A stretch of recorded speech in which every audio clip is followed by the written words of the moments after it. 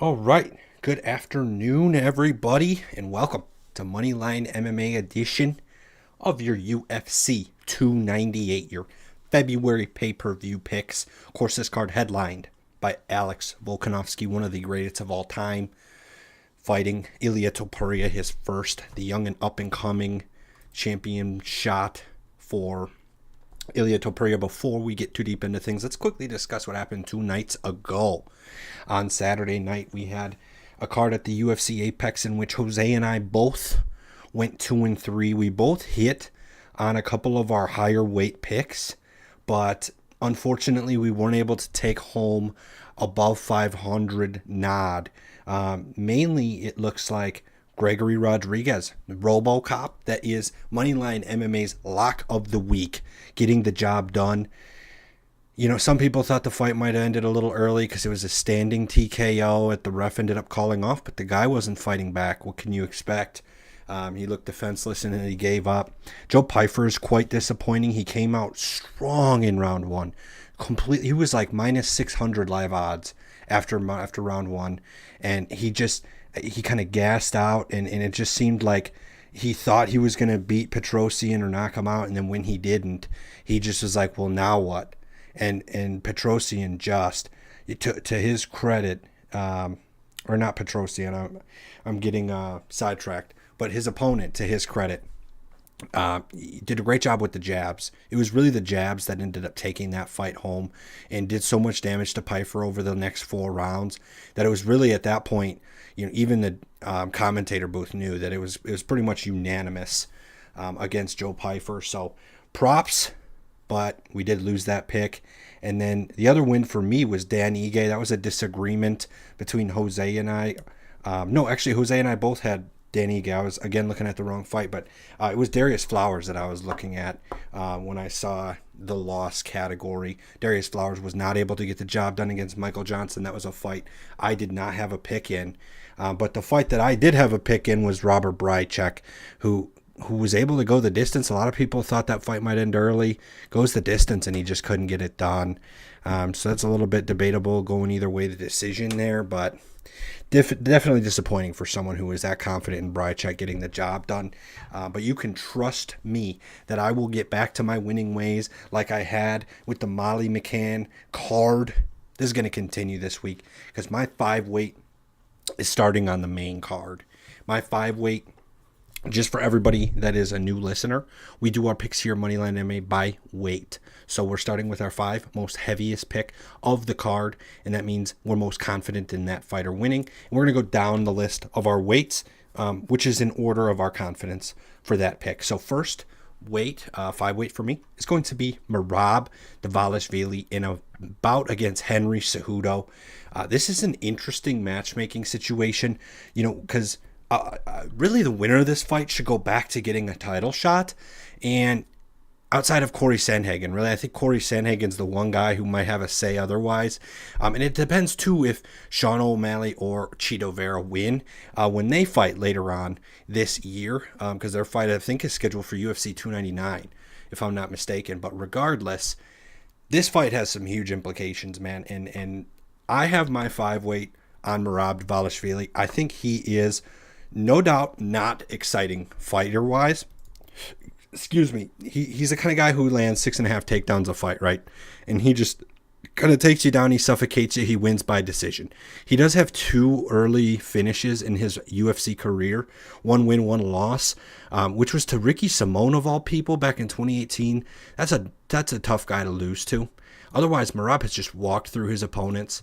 And to be honest, I understand that Henry Cejudo is a Olympic wrestler, right? But and I'm curious to hear Jose's input, because Jose does have a little bit more actual wrestling and jiu-jitsu experience in the real world than I do. But in my opinion, MMA, the style of MMA wrestling is different than just Olympic freestyle wrestling. And I think Merab's conditioning, the pace he's going to set, I really think that's going to be set apart from Henry Cejudo. We couldn't even see Henry Cejudo wrestle Aljamain Sterling. Aljamain Sterling held his way against Henry Cejudo for the most part. landed 4 takedowns. I think Merab's a better wrestler than Aljo. And I think that's going to show. I think he's going to manhandle, for the lack of a better term, Henry Cejudo and keep him on the ground. And I don't think he's going to allow Henry Cejudo to get back up. I think Merab, they're both smaller dudes, but Merab has a 4-inch reach advantage. So if we want to look at the striking aspect of things, I think Merab and his better striking differential is going to show as well. Henry Cejudo, to me, has very limited paths to winning this fight, and pretty much all of those lead to the fight going the distance, in my opinion. To me, I would bet anybody that Henry does not submit Merab. That's not going to happen. And to say that he's going to knock out Merab is also crazy, because Merab's never been knocked out in his UFC career. I mean, come on. So to me, there's multiple angles of looking at this fight. I just think Merab and his gas tank is going to be something that Henry Cejudo has not experienced, especially in years, because he took obviously that really long layoff. Looking quickly at the odds here, the favorite is Merab. I'm taking the favorite here at minus 196. Henry Cejudo's plus 152, and I think that's for a good reason, man. And I think even at minus 190, you're getting some great value on a guy who, like I said, he's not super entertaining. He's not super flashy, right? The UFC doesn't mind seeing either of these guys lose because they're not entertaining, future potential champions. But there's no doubt about it in my mind that Merab is the better all-around fighter here. Jose, what do you got for this fight? Yeah, Nick. So for this fight, I'm actually going with the underdog Henry Cejudo, and he is my three-way. And I would have had him lower, but the other two guys that I have at 1 and 2, it's just because of the matchups. That's why he fell into number 3. But I'm going with the former champ, former double champ, triple C. And the only thing I don't like about and he's the underdog, and I do see a lot of value in him just because of his experience and Olympic level wrestling. But I know you've mentioned like I agree with you. There is a difference between MMA wrestling and Olympic level wrestling. But Henry has just he's done a good job of carrying that over to MMA. You did mention he struggled with Aljamain Sterling, which I agree. I think Henry Cejudo will be struggling mostly against these bigger guys compared to what he used to compete at. And so I think his wrestling against Merab may not. I don't think he's gonna try to out wrestle Merab. To be honest, I think Henry has a great MMA mind in general. He's very smart and strategize. So I can really see it. Like I can actually see Henry Cejudo actually trying to get a knockout on Merab. You mentioned Merab has never been KO'd before, but Henry Cejudo, even though he's not as active as I'd like him to be, and when going for him, but he has been proven to be a finisher in all his fights since Demetrius Johnson. He's ended the fights early, so I don't really view Henry Cejudo as a guy that's gonna make it all the way to a unanimous decision loss. If anything, I think Henry Cejudo is gonna find a way to cut it short and make it an early night. And the size difference, Merab does have a 4-inch reach advantage, and he does throw a high significant amount of strikes per minute. He lands 4.46, while Henry Cejudo lands 3.93. That being said, that's nothing new for Henry Cejudo, and there is, he's gone against guys with longer reaches and crazy striking like Dominic Cruz and TJ Dillashaw, and obviously he beat Mighty Mouse back in the day, but again, that was a while ago now, and the only thing against Cejudo that he would have been my 1 or 2 weight, but again, you'll see why the other guys are my 1 and 2 weight later. His age, but it is mostly his age and just his size. But he's really good and one of the best for a reason. And I think Merab is not going to really be anything new for him. I think pretty much it is just don't fall into Merab's game. And when it comes to the wrestling, yeah, Merab, they're gonna be out wrestling. I feel like Henry will get a takedown on Merab, and I definitely can see Merab getting a takedown on Henry. And at the end of the day, though, I'm really interested to see how he's going to defend Merab's takedowns. And that being said, I think Henry's going to win it. And I know you said it most likely not to be via KO against Merab, but I just think that Henry's mind, his vet experience, is literally the best asset he has that will help him win this fight. So I do think he's going to be able to probably clip Merab and possibly, get a KO. But that being said, that's too hard to necessarily call exactly that way. So I am just going to side with um, Henry Cejudo. Just in general, he will get the win. Um, whether it's decision or KO, not sure, but he is my 3-8 for that reason. So I feel good enough. And again, the biggest thing is is his knowledge and athleticism. In terms of the age and size disadvantage, that's why he's a 3 for me, and he would have been a 2 or 1, but again, I'll get to those later. So that being said, Henry Cejudo is my 3 weight.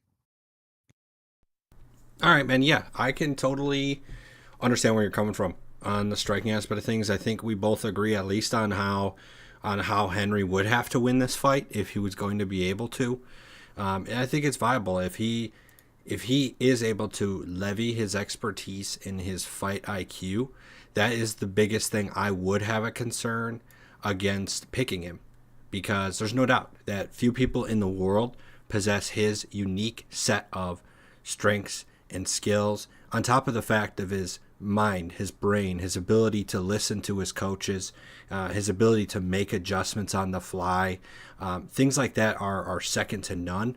So there's no doubt that that Henry Cejudo, as long as he's fighting, will have some value, right? He's never going to be a guy that's a ridiculous underdog unless he just keeps fighting into his 40s or something, which I think is really unlikely. So I see where you're coming from totally.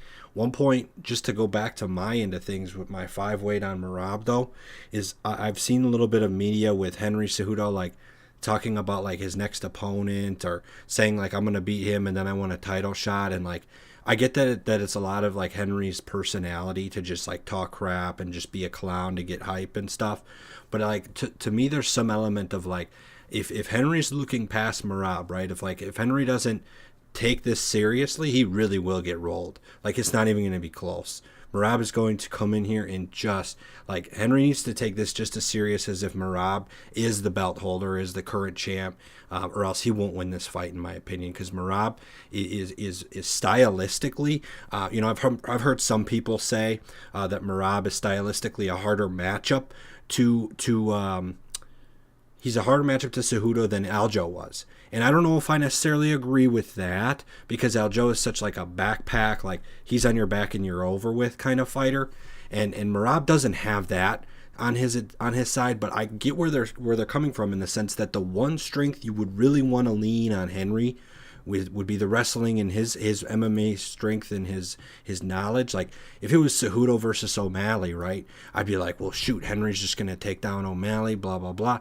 But it's like Marab possesses those skills and potentially more in this fight. So I'm really curious to see what Henry does, and if he does put together a smart game plan like you're presenting he may.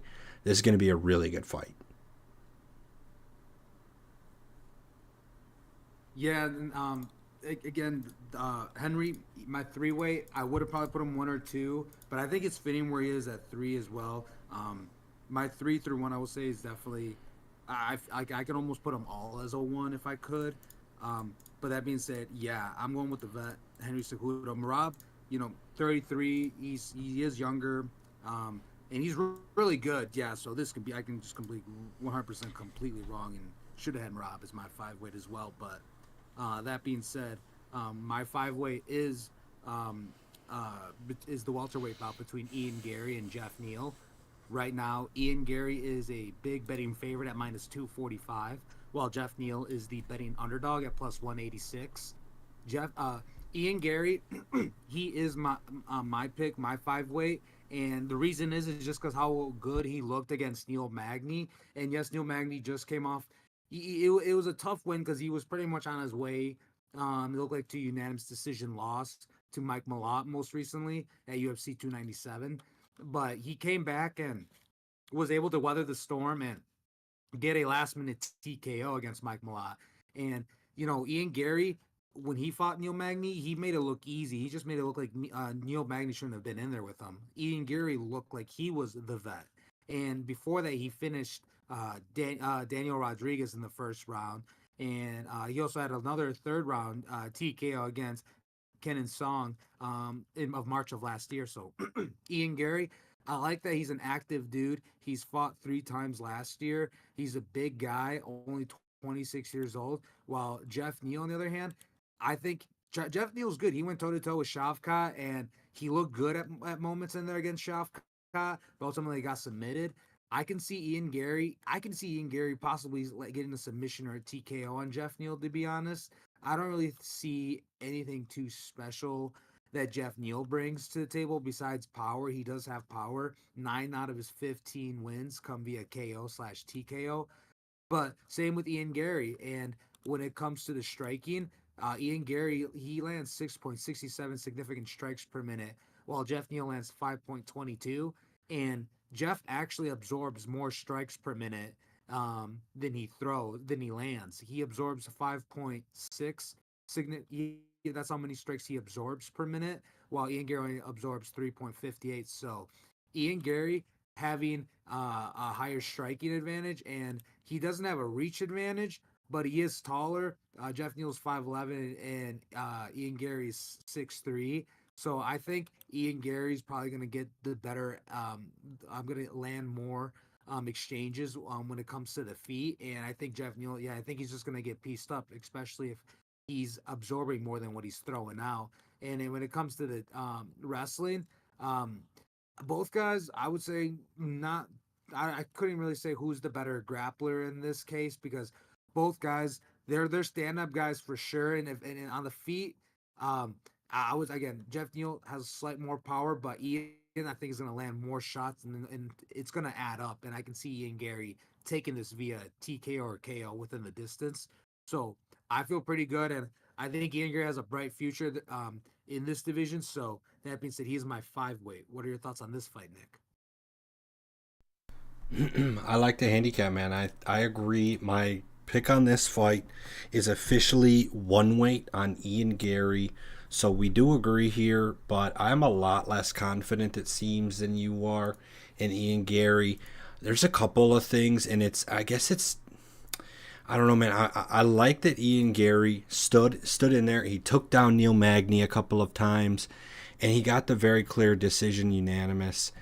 So I like that. I think that really bodes well going into a guy like Jeff Neal. He's a similar style, and Ian Gary's still going to have the size advantage on him, at least by height and overall just like body physique, not really necessarily reach advantage. Jeff Neal was looking really good against Shavkat, but honestly, looking at the stats, completely outstruck, and there's no reason to believe that he wouldn't have took the loss, unanimous decision, if Shavkat doesn't get that standing rear naked choke or whatever it was. So yeah, man, I like Ian Gary here. It's just more or less like I'll say this. I was on the fence, and considering it's been a lot of more quiet on the PR front for Ian Gary. He's just been kind of doing as little media as possible. He's not necessarily on blast like he was for his last fight. And to be honest, like, total respect to him for going in against Neil Magny while being on blast and still winning that fight. That's just crazy. And I still can't look away, though, man. Ian Gary, from what I understand, is still on a vegan diet. And that vegan diet is being administered by his wife's ex-husband. It's just so weird, man. Like, why would you... I don't know. This is an MMA show, but why would you marry a girl and then be like, yeah, I want your ex-husband to tell me my diet nutrition needs? Like, I've seen some pictures of him, and he really doesn't look... Like, man, I'm not really trying to throw shade at, like, the whole vegan thing, but he just doesn't look as strong. He really, like, you can see it. He looks like he's not even in the middle of a training camp, to be honest, in some of the pictures I've seen. He's training with Charles Oliveira, specifically, is one I'm thinking of. He was, like, right next to Oliveira, and they're, like, hand in hand. And it just, he's just drained. Like, I don't know, man. I'm not some kind of dude who's following Ian Gary 24/7, so I don't know how much his body's changed from this diet. But there are some things, man. It's like, with this personal life stuff going on, it's like, I guess he got past it against Neil Magny, but yeah, man, that's why he's my one weight. That's why I'm not a lot more confident, because I really think Jeff Neal is a step up. Obviously, Jeff Neal lost to Neil Magny, so if you want to do the MMA math crap, go ahead, right? But I don't think that applies here. I really think Jeff Neal's going to bring it to Ian Gary just as much. And to go back to the technical aspect of things, I think Ian Gary, to get the win here, incorporates kicks very heavily. I think he even said that he wants to finish the fight with a body kick to Jeff Neal. So I don't know how well he's going to fare just predicting an outcome like that. But it just goes to show that I think Ian Gary is at least going into this fight with a game plan outside of just let's punch him in the face. And I think that's going to bode really well. I think one of the last fights that Jeff Neal had, the kicks made a big difference. Shavkat used the legs, and I think if Ian Gary is able to do that, he might make the bigger difference here against Jeff Neal. So one weight on the favorite, which is crazy to say. Ian Gary's kind of the heavy favorite too, minus 245 for the feature fight. Very valid points, Nick. Yeah, and that's crazy. Yeah, about his dietitian. I would almost think like, man, this is the wrong guy and the last person you want to ask for any diet advice, because if it's your, I think it's Ian's ex now. So that being said, though, still while they're dating, it's just crazy because you're literally trusting this man with your career to some degree. So it's not to say he cannot sabotage anything, right? But that being said, yeah, Ian Gary, I think he has the confidence, similar to Conor McGregor, and that is another thing too that I think goes a long way. The confidence, I think, has helped a lot of fighters, win some fights too that maybe on paper they shouldn't have won. And not saying that this one on paper doesn't look like Ian Gary should win that. Even on paper, Ian Gary should win this fight, and there's no, without a doubt, why he's a big favorite. Besides like his popularity and other out of the ring antics. And not that he has so many going on, to be honest, more like that drama, as you mentioned. That being said, he's got the skills, he's got the size, and when it comes to experience, one or the other, yeah, I guess maybe Jeff Neal's gone against just more, has had some tougher competition, but he's been in the UFC just slightly longer. But Ian Gary's already shown that he's being D-Rod and Neil Magny. And earlier back in CW for Cage Warriors, he even fought and beat Jack Grant. So Ian Gary's seeing the who's who and being some good dudes.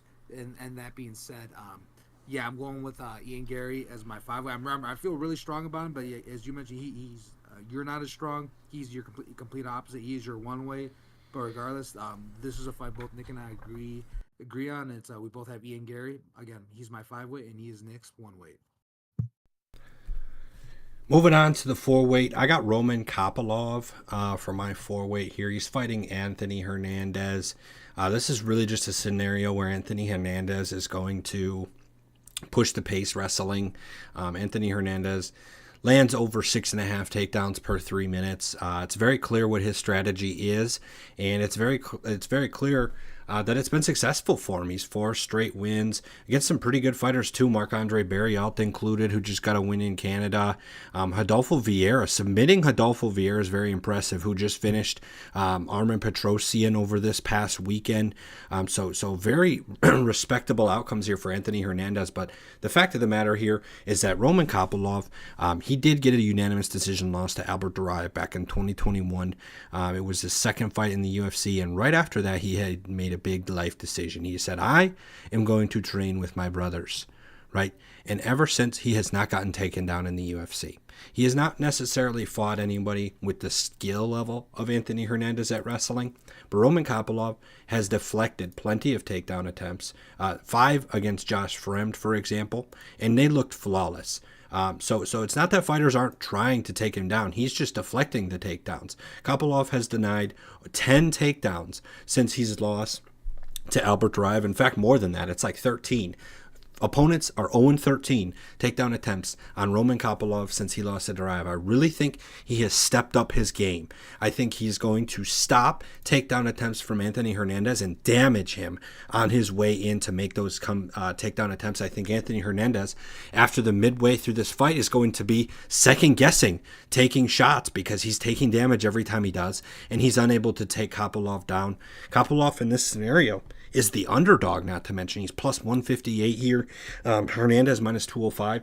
So I'm putting my 4-way here Still very confident here. Get he's not my 5 weight. Still very confident in Kopylov getting the job done. And I wouldn't really predict anything specific because the fight could end early. I could go distance, but in the end, man, I'm taking Kopylov money line here. I think that's insane value on a guy who's shown consistent improvement in training in an area of the world that you get experience like no other, and you get to train with people that that just don't exist in any other facet of the world with that Dagestan style of wrestling. So for me, very confident. This is the easiest underdog pick I've made in a long time. Not to mention plus 158. That is crazy. And I get that Hernandez is on a 4-fight win streak. But to be honest, anytime he really faces a guy that can stop his strength in taking someone down, aka when he fought Kevin Holland, he gets KO'd. So my prediction is that Anthony Hernandez is unable to land takedowns and he loses this fight. What do you think, Jose? Yeah, Nick, I agree with you. I have Roman Kopylov as well. He is my 2 weight for this one, and I'm not as confident in him just for the reason is that he is the of course he is the underdog, so there's a lot of value going with him. But Fluffy, as you mentioned, Fluffy, he's looked really good in the UFC as well. His last loss is to Kevin Holland, as you mentioned, and he has had good experience even before he got into the UFC. Like he beat Brandon Allen via unanimous decision at LFA 32 in 2018. So he's seen a good amount of good competition as well in the UFC and in Roman Kopylov as well. He's looked phenomenal, as you mentioned. He's made improvements in his last 4 fights. He's won them all by finishing dudes within the distance, and that I find a lot of value in that. I think he's a finisher. He's got the hands, and he's carrying a lot of power for sure. And when it comes to the significant strikes, he lands a little more. But he also absorbs a little more than Anthony Hernandez. On the feet, I think it's going to be a really exciting fight. And as you mentioned, Anthony Hernandez is a good grappler. On average, he lands 6.79 takedowns per 3-round fight. And as you also mentioned, Roman, he's got his takedown defense. He's got good takedown defense. It's hard to bring him down. He's got 92% takedown defense. So if this fight goes this way, it's like the way the stats are looking, it's gonna be mostly on the feet. And when it comes to the feet, I feel more confident in Roman Kopylov. I feel like he's gonna possibly put Fluffy out as well. Fluffy has only been actually knocked out once, and it was to Kevin Holland. So I can see something similar. I can see Roman getting that KO or TKO. But again, he is my 2-weight just because how good Anthony Hernandez really is. He's finished Edmund Sabazian and Marc-Andre Barriol and Josh Frem, Rodolfo Vera. So he went to decision against Josh Frem. But other than that, he's always looking for a submission. Majority of his wins are via submission. Roman's only lost one via submission, and that was back in 2019. Yeah, literally his UFC debut. So, as you mentioned, he's learned a lot. I think he's the better fighter. It's crazy he's this big of an underdog as well. So, there's a lot of value in him. And that being said, he's on a good streak. He's on a hot streak right now in finishing dudes. So, I expect him to keep it going. He is my 2-weight. So, I agree with you on Roman Kopylov. Sounds good, man. I think this is a good matchup. Like, just maybe not stylistically as much as it is. Both of these dudes have shown that they can be good, and both of these dudes have had like spots where it's like, I don't know, right? Like Kopylov had 2 losses in a row to start his UFC career, but now he's 4 straight wins in a row. And Anthony Hernandez has a couple of losses and a no contest early in his career, but is also on a 4-fight win streak. They just have their own differences and strengths and ways that they approach getting wins. So it's going to be really interesting. I think the winner of this fight is like getting up to like just outside the top 15. Like you're fighting someone maybe in the top 20, top 25 even. Like you're getting up to that point where you're going to get close to getting a ranked opponent offered to you. And this is going to be really crucial in both of these fighters' trajectories in the UFC, because taking a loss for either one of these guys is a super big step back. You're losing your 4-fight win streak, whoever loses, and you're likely going to have to kind of regather the pieces and go right back on another win streak to have a chance again. So I really think, as it seems like we both agree, that we think Kopylov is going to get this job done. I think he's going to get it done handedly. I'm not putting my personal money on inside the distance, but Kopylov to me is almost a better bet than my 5 weight, only just because of the value you're getting there. It's just as simple as that. At least the 196 you're having to bet 200 to get 100. On this you're betting 100 to get 158 currently, and that could move up or down a little bit based on when you're hearing or seeing this. But trust us on this one. Kopylov, he's going to have to be the money line, I think, lock of the week for sure. So we'll let Jose take us off with the 4 weight, and while he does that, I will be right back in 30 seconds. Yes, and for my 4 weight, this is the middleweight bout between Robert Whitaker and Paulo Costa. Right now, Robert Whitaker is the betting favorite at -220, while Paulo Costa is the betting underdog at +168. So this one, I'm going with the former middleweight champ Robert Whitaker. I truly believe he's definitely would be the GOAT of this weight class if it wasn't for Israel Adesanya. And we last saw Robert Whitaker in his loss to Dricus Du Plessis, and that was in the second round TKO. And I did have Robert winning that fight. Well, in terms of I picked him to win that fight, but even before the fight started, I told Nick Dricus could be the guy to actually beat him, just because Dricus he's looked really good and he's just crazy and explosive as well, and he's a hard guy to put down. And he came back and he came in and he was able to TKO Robert Whitaker, which I did not think was going to happen. But I didn't think anyone else besides Izzy would actually ever beat Robert Whitaker. But that being said, here we find ourselves at a crossroads where Robert Whitaker does have a loss to Dricus, and he's coming into match up with Paulo Costa. And Paulo Costa, he's not been as active as I would have liked him to be in terms of like this guy when he had his upcoming in the middleweight division was on a tear and scary finisher. But since his loss to Israel and Marvin Vettori, he got his win against Luke Rockhold, who this was now back in 2022, and Luke Rockhold isn't even in the UFC anymore. And as a matter of fact, I think all of Paulo Costa's opponents that he's beaten in the UFC are no longer with the UFC. Yoel Romero, Uriah Hall, Johnny Hendricks. So, yeah, looking back now, it's like some of these names, the value of it kind of deteriorations. Like Johnny Hendricks, they shouldn't have been in there together. Uriah Hall was good. That was actually a really good fight.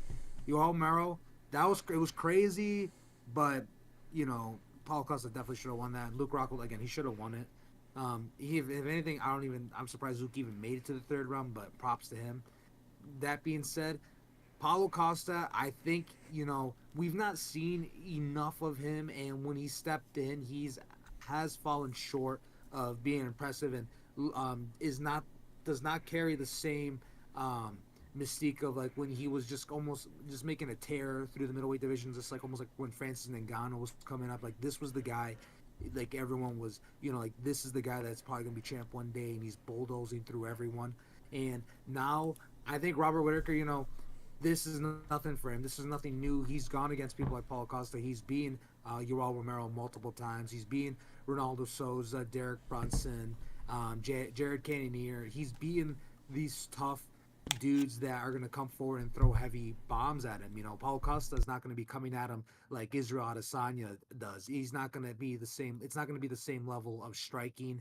It's going to be a different style. Again, it's going to be similar to Jared Cannonier's, Yoel Romero, and Souza's. It's just step forward and heavy bombs. And when it comes to every aspect of the game, I think Robert Whitaker is better than Paulo Costa when it comes to striking, when it comes to the grappling. Robert Whitaker, I say he is like another version of GSP, just extremely well rounded.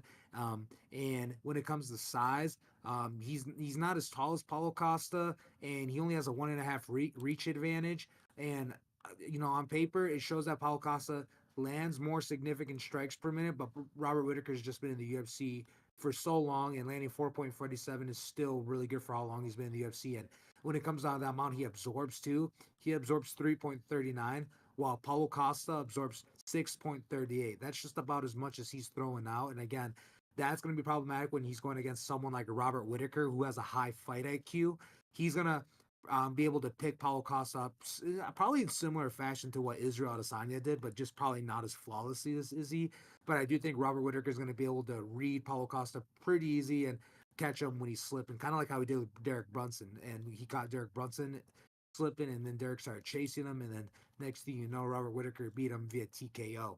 I don't like. There's probably gonna be some crazy exchanges, but I don't think it's gonna be on the floor too much. It's definitely gonna be a fight that we've seen before with like Paulo Costa and Yoel Romero, or Robert Whitaker and Yoel Romero.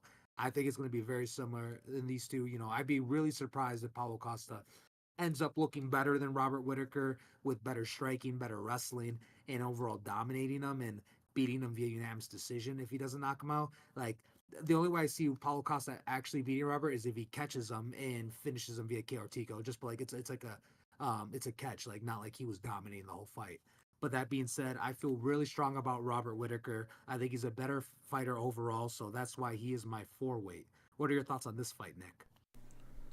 Man, I thought you broke it down beautifully, to be honest. I think that's exactly kind of what I was thinking for this fight. I also have a pick on Whitaker. He is only my two weight, so just a little less confident from my end, but I really agree. I think as far as Robert Whitaker losing, he's going to have to get KO'd. There's really little chance that this fight doesn't stay on the feet. I think these guys, they do possess the ability to wrestle and grapple, but I think they're both like, they both have similar strengths, and they realize that since it's not their strength, that they'll just stay standing unless one of them feels like is doing a desperation shot from a knockdown or something like that. Man, I was really, really hoping going into this fight, as I was doing a little research on it, I was really, really hoping, man, that people would see Robert Whitaker's loss to Dricus and just think that he was washed up and that he was a piece of used equipment that we can just all throw to the side. And unfortunately, that's not the case because Whitaker still is a minus 220 favorite here. I was really hoping to get some more value because Costa is dangerous. The only, I get that Costa hasn't fought in so long, and that's another reason I don't like him that much. Of course, I don't like a guy who hasn't fought in a year and a half and only has like there's a statistic about how many more canceled fights he has than actual fights. Like he has more canceled fights since 2020 than actual fights. Like that's not a joke, and it's not good. Like a guy not getting in the ring, you just wonder like, is he going to be the same person he was when he beat Yoel Romero? And to be honest, he still got outstruck by Yoel Romero. So look, I agree with you on pretty much everything. Paulo's going to have to get the knockout or he's losing this fight. I think Whitaker has the motivation. Whitaker just kind of got humbled by Dricus, right? Whitaker was like, it's Izzy and then it's me and no one else can beat me. And he just got humbled by Dricus. And I think that the unique competitor Robert Whitaker is, I think that gives him more motivation to change whatever he was doing wrong, to get back into his winning ways and beat Paulo Costa. So, yep, I'm pretty confident with you here. Paulo Costa is going to lose this fight.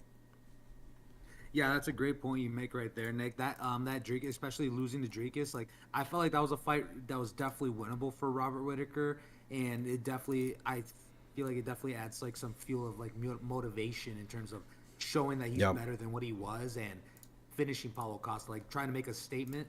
The only thing is like, Robert Whitaker, just the situation in the middleweight division is even like a winner over Paulo Costa.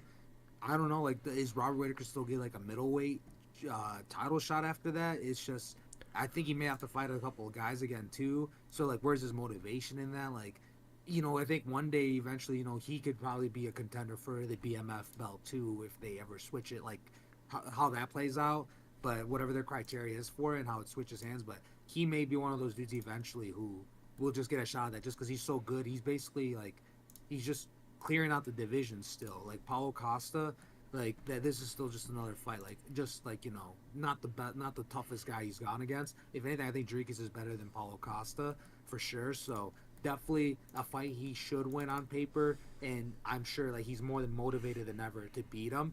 And just I'm just wondering.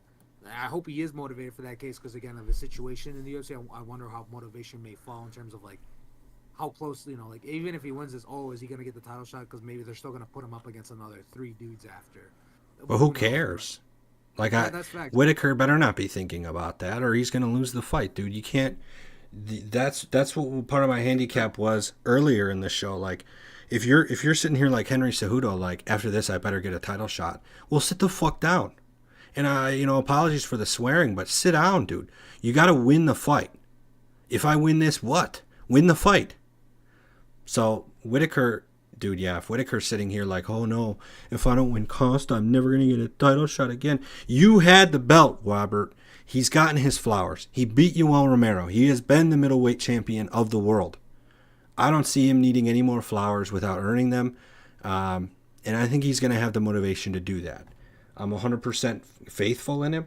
I just don't think the right way for his mindset is to be like, oh, am I going to get another title shot? Because you're right. He's going to need to beat Paulo Costa and somebody else. There's just no way he gets a title shot just because you beat a guy who didn't fight for 2.5 years.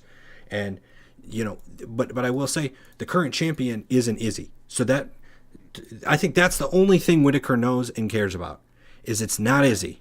That's all you need. Okay, cool. I'll fight whoever you need me to. And I will fight whoever and beat them until I can get the shot at the belt again, because it's not Izzy and I'll beat him.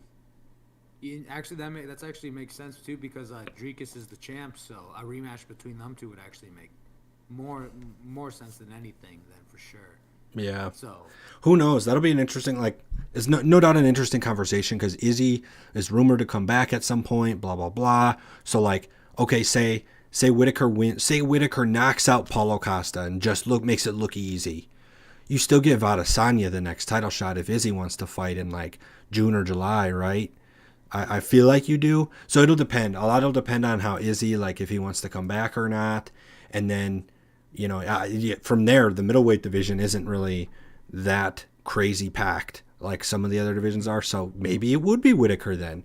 If Izzy's kind of hesitant, you're right, dude. They're getting the rematch of Whitaker and Duplessis for the belt could sell some tickets. Yeah, and I think that just, and you have Sean Strickland and somewhere in the mix too.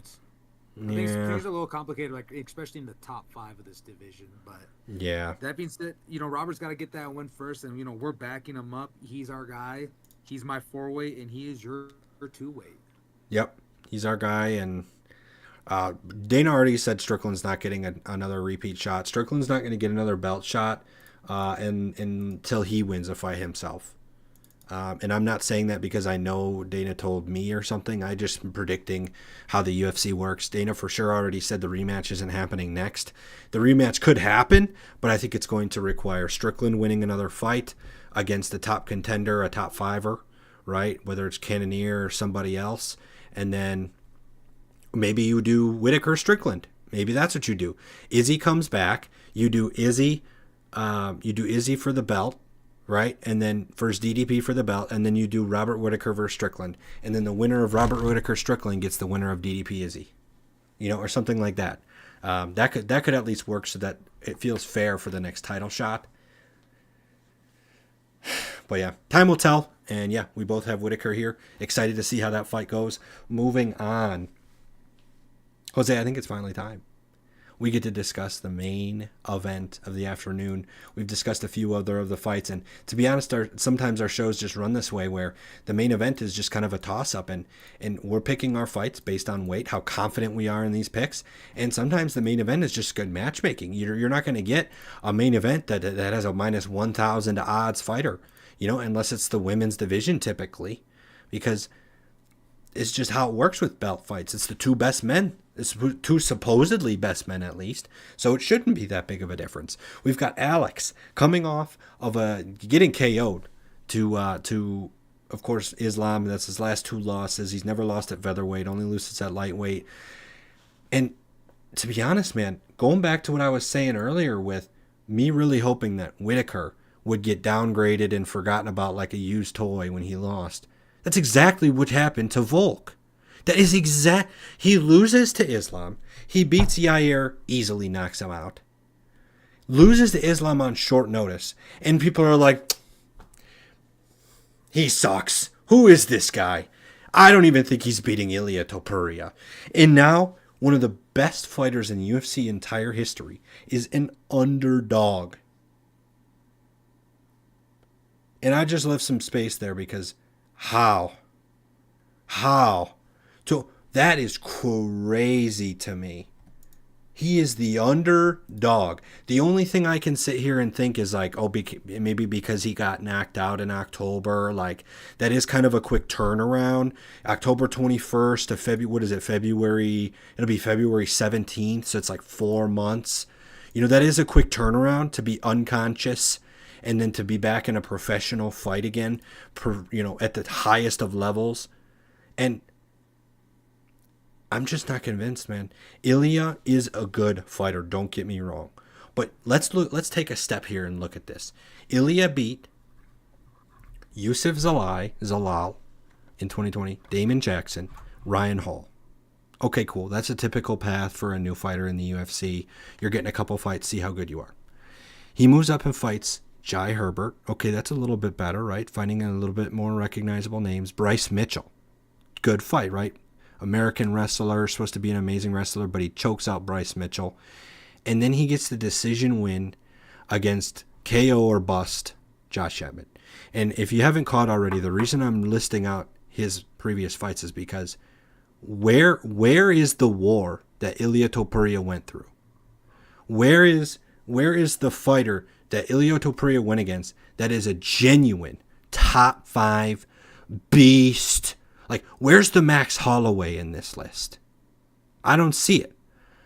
Ilia Topuria is taking one of the biggest step ups in UFC competition I might have ever seen to fight Josh Emmett. I get that Josh Emmett is a title contender. Oh my God, he fought for the belt. Yeah, he got choked out by the guy that Alex Volkanovski knocked out within the distance.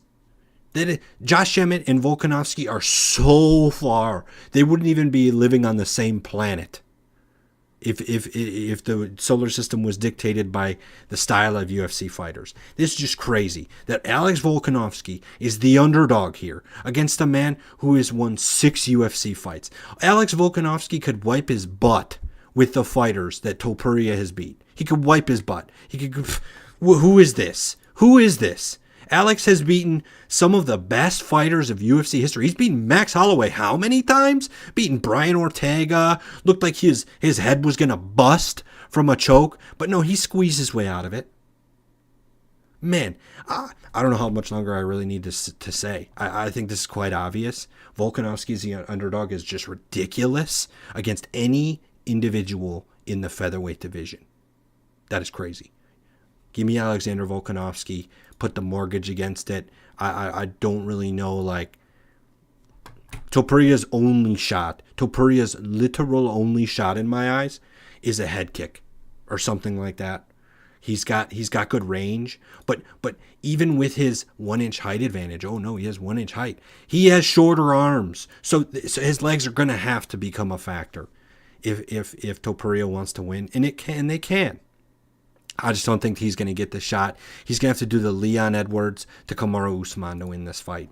He's going to have to be winning, he's going to be losing around. Fuck, I got to do something here. Throw those high kicks, and it lands. To me, that's the only way Topuria wins this fight. It's like a 20% chance.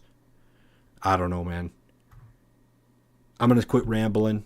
Alex Volkanovski 3-weight. What do you got? So I agree with you, Nick. I have Alexander Volkanovski obviously as my 1-weight. The only thing is you said he was the underdog, but was that what he opened at? Because I see him as the favorite right now, currently. So I'm not sure if he would like open up as the underdog. It's kind of. I guess it depends on the book. Because that's great. That is true. I'm seeing minus 120 to 104. So. For at least on FanDuel. So FanDuel, you're correct in that Volk is the slight favorite right now on FanDuel. There was a time when he was the underdog. Okay, gotcha. Okay, yeah. Then that being said, yeah, like if he was the underdog, oh man, like I hope people were able to catch him when he was because there's so much value. And the crazy that he even opened up as underdog is ridiculous because. Yeah, he got knocked down like you mentioned, but that's the Islam, and it's also a bigger weight class. So if he's gonna get knocked out, it would make sense that it's against the bigger guys. And Ilia Topuria does carry a lot of power, and some people have been saying he can catch Volk, and that is something I am scared of too. Just because once a guy gets knocked out, they're usually sometimes not always the same. Sometimes it's easier for them to get knocked out again and again, like Chuck Liddell. It's like once it takes the first KO. After that, it's like your body starts shutting down with punches that wouldn't have knocked you out before, but it just took one to eventually set off a chain reaction of like every time your brain wants to shut off when it gets rocked hard. And I'm hoping that's not the case for Volkanovski. I'm hoping, that Islam fight, it just, again, it's just, even then when Islam tried to finish him, and Volk was still in it. Like, he was literally not, like, he was trying to get up and just taking shots to the head until the ref stepped in. And it's just kind of like it's just ridiculous how hard it is to actually put Volkanovski down. Like, it really, like, he wasn't really out cold. He was rocked, but he was still somewhat there trying to get up and just taking clean hits to the face. And his eyes were not like closed or anything. So that being said, like, he's just a really hard guy to put out. So again, Ilya, I respect that he has power, but I just don't think that he's going to be able to put out Volkanovski in any similar fashion to what Islam did. And I would have believed it more if he would have put out someone like Josh Emmett. Josh Emmett himself, he has a lot of power, and he himself has been put out really bad by Jeremy Stevens before. So, I would have, like, if that would have been someone where, like, we know this guy's been knocked out before. Can Ilya Topuria do the same? Can Ilya Topuria knock out Josh Emmett in a way he's been knocked out before? And he couldn't do that. He went unanimous decision against him. And of course, Josh Emmett is not Volkanovski. Volkanovski is definitely far better. So, can Ilya do something similar? Like, we now know Volk's been out before, but again, not really out the same way Josh Emmett was out. Josh Emmett was out way worse than Volkanovski. I don't think Ilya Topuria can put out Volkanovski. I think Volkanovski is gonna pretty much put on a clinic. There's, like, Yair Rodriguez, for example. When Volk fought Yair Rodriguez, holy cow, Yair is one of the best strikers in this division, and Volkanovski was able to put him out in the third round. I think it's going to be a similar. I think it's going to be a similar thing. Like, Volkanovski is just going to look just far better than Ilya Topuria. Just look like he's in a different league, like in a league of his own, and just put him out. Possibly put him out TKO, even maybe submit him. Ilya's never been submitted before, so I can definitely see TKO or KO. But if not, ultimately just overall pure domination and winning via unanimous decision. So Volk, he's the best. And again, I'm really surprised he opened up as a underdog, because that would have been crazy. But that would have been crazy to jump on, because um, Volk being an underdog, I don't think isn't going to be like common, and I don't know if we'll ever see it again or that often in his UFC career. So that being said, I got Volk, but again, he's my one weight, and I want to justify exactly why he's my one weight. But another one is, part of it is come that we've seen him lose already, so that is why he's lower on my rankings as well. Ilya Topuria's power. Again, I know I just said, like, I wouldn't be too worried about it, but it's MMA, so it's never a zero chance of not happening. Um, just because that clip the way Islam, I didn't even think Islam would clip him the way he did and put him out in the first round, and that was also Volk not on a full camp. So now here's Volk on a full camp as well. So I have him winning, but Ilya's power is the only thing that is also that I'm a little, like, concerned about, and just seeing how he bounced. He bounced back the first time he lost to Islam and beat Yair Rodriguez. So I think a similar thing's going to happen again. He's going to bounce back from his last loss to Islam and beat Ilya in probably a similar way that he beat Yair Rodriguez. So that being said, yep, I agree with you. Volk, he is my one way on this one, Nick. Sounds good, man. I think the last point I want to make is a lot of discourse on the age this week. I saw a YouTube video that I'm not sure if it was that YouTube video that started the discussion, or if that YouTube video was like the idea of the video came from the discussion, but it was research into age, right? And what age does UFC fighters kind of start to regress, right? It's well understood in football, it's your upper 20s. In your low 30s in the NFL, you're on your way out in most cases. But in the UFC, it seems to be like the low 30s is your prime. But there have been crazy amounts of statistics thrown around that say only one person above 35 years old, I believe middleweight division or lower, has defended their belt and won. Tyron Woodley. It's a very interesting statistic in that the younger fighter fighting the older fighter, just no matter the name, generally wins. Generally. It's like 16-5. to an older fighter losing to the younger fighter of X years difference in the title fight. So there's been so much discourse. It's like, is Alexander Volkanovski the guy that's going to break that mold? And of course he is. Of course he is. It's Alexander Volkanovski. Don't let people sit here and spew number after number out, pretending like, oh yeah, see, this guy's 28 and he won, blah, blah, blah. Ilia Topuria is going to be around for a long time. I'm sure one day he will be champion. He is 27 years old. He's younger than I am.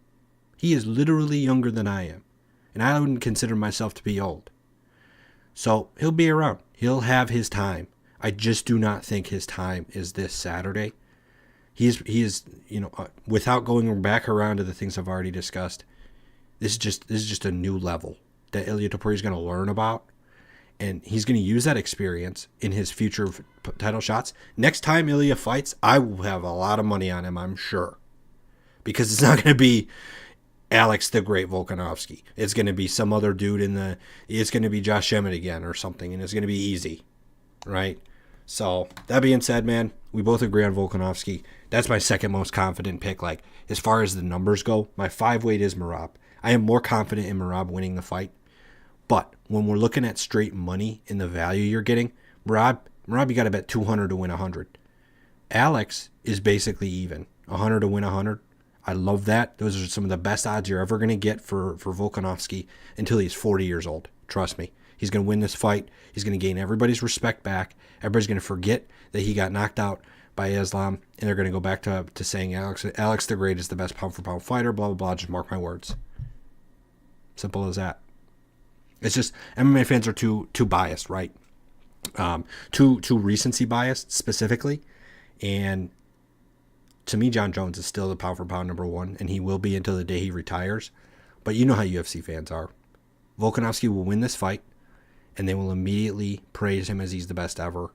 So we'll see what happens. The UFC still can't put him above Islam in the pound-for-pound rankings, no matter what happens.